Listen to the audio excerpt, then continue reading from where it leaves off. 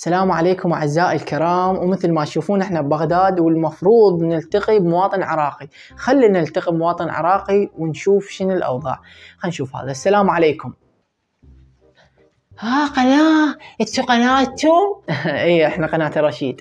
انا اتشرف بيكم. شلونك يا اخي؟ والله يا اخي لا اكل لا مستشفيات لا ماي مليان لا حتى لك ما اكل اكلها مليان يا اخي. لا دقيقة يا اخي ايش بيك؟ يابا شوف المواطنين حتى بالسلام معاناة.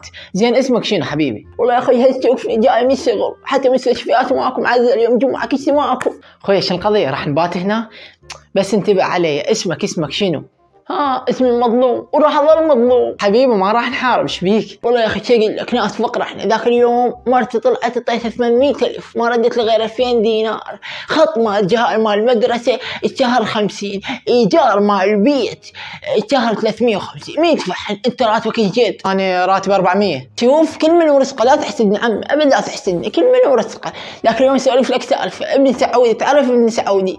لا ما اعرفه. قال بابا قلت له لبابا ايش رايك؟ دائما قال له بابا شوي يخفني. عرفت يريد شغله يومي ما يقول له بابا. قال بابا ما اشتري له حذاء مال طوبه. قلت له بابا انت وين اللي جيتك الطوبه؟ انت تعرف تلعب طوبه؟ انت ميسي رجليك اثنين هني يمين وين اللي جيتك الطوبه؟ قال لا مو هذا عادي ابن ما تعرف هاي الاطفال شوي يغارون يشوفون الثاني يشترون لازم يشترون. لا حول ولا قوه الا بالله. نسيت شغله عندي تمرين مال السياره عاطل شويه. عندك سياره زين؟ حطيت عينك. ايش قد راتبك انت؟ 400. انا جهال 4 بالاهليه. نبوق عمو؟ لا يا ابوي. لا صدق نبوق عمو؟ لا ما يصير. شلون؟ لا انت تقول لي نبوق عمو؟ مو قلت لك لا؟ ما يصير. شوف كله من عرق جبيني. شو وقت عرقت؟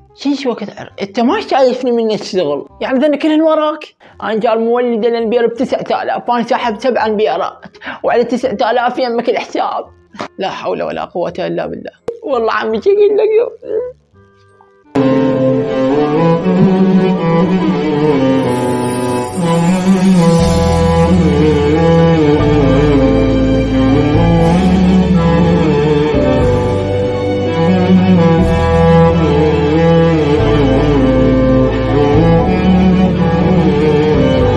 يلا اقول لك ما قلت لي ايش قد راتبك؟ اعزائي المشاهدين الكرام نختم بهذا المواطن مات زنقين مدري فقير. اشترك بالقناه وخلي لايك. في ماده.